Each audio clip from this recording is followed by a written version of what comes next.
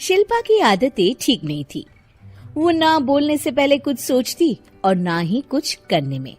उसकी इस आदत से सभी परेशान रहते। बहन, घर पर मेहमान आए हैं और शक्कर खत्म है, थोड़ी शक्कर दे दो, मैं बाजार जाऊंगी तो ले आऊंगी।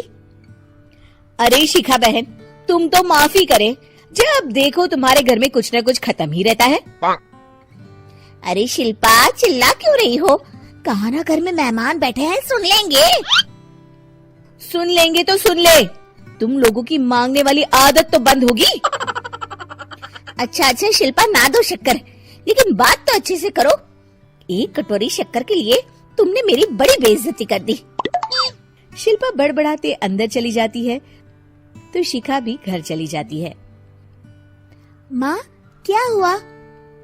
अरे कुछ नहीं बेटा, पता नहीं कहाँ से ऐसे पड़ोसी आ जाते हैं, जब देखो तब कुछ न कुछ मांगने के लिए घंटी बजाते हैं। अब घंटी बजे तो दरवाजा ना खोलना। पता नहीं माँ की ये आदत कैसे बदलेगी, किसी को कुछ भी बोल देती है, बोलने से पहले सोचती भी नहीं। शिल्पा की ये आदत दिन ब दिन बढ़ती ही जा रही थी। एक दिन शिल्पा के दरवाजे सब्जी वाला आया। सुनो भैया, मुझे ये भिंडी, टिंडे, लौकी और आलू के साथ 1 किलो प्याज दे दो। जी बहन जी। वो एक एक कर सारा सामान पैक कर देता है। कितने पैसे दूं? 220 रुपए पूरे। अरे इतना महंगा नहीं। हाँ, मैं तो सिर्फ 150 दूंगी। नहीं, पैसे तो पूरे लूंगा, नहीं तो सब्जी वापस कर दो। ऐसे कैसे वापस कर दूंगी? मैं तो एक भी सब्जी वापस नहीं करूंगी। और हाँ, रही बात पैसों की, तो लेना है तो 150 ले लो, वरना मेरे मोहल्ले में घुसने तक नहीं दूंगी। हाँ। अरे नहीं बहन, हम लोग गरीब लोग हैं, ऐसा ना करो। पकड़ो ये 150 और दफा हो जाओ।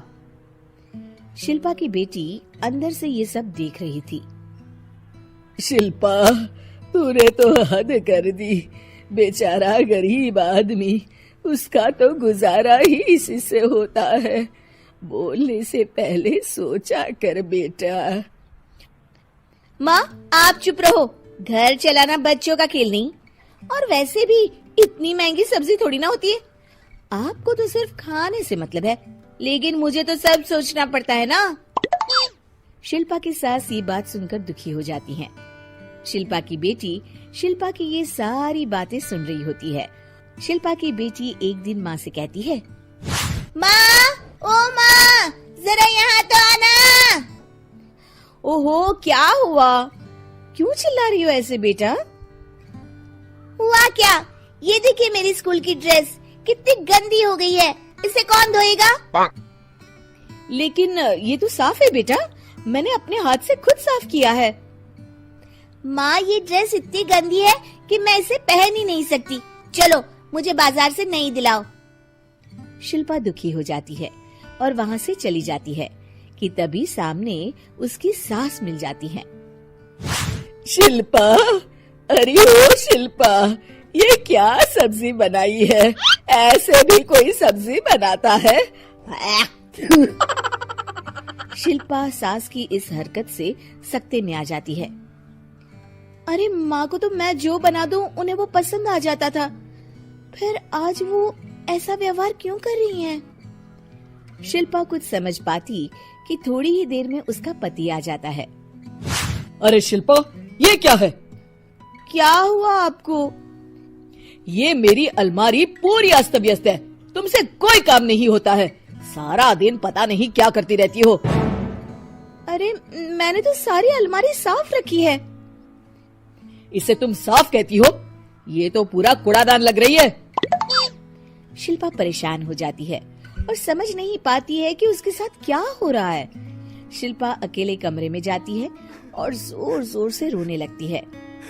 तभी वहाँ उसका पति, सास और बेटी आ जाते हैं। शिल्पा उन लोगों को देखकर और जोर जोर से रोने लगती है।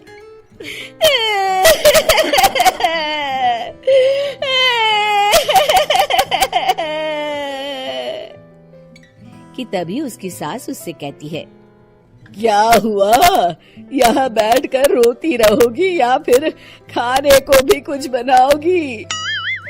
माँ, पहले आप बताएं, आप लोगों को क्या हुआ है जो मुझसे ऐसा व्यवहार कर रहे हैं?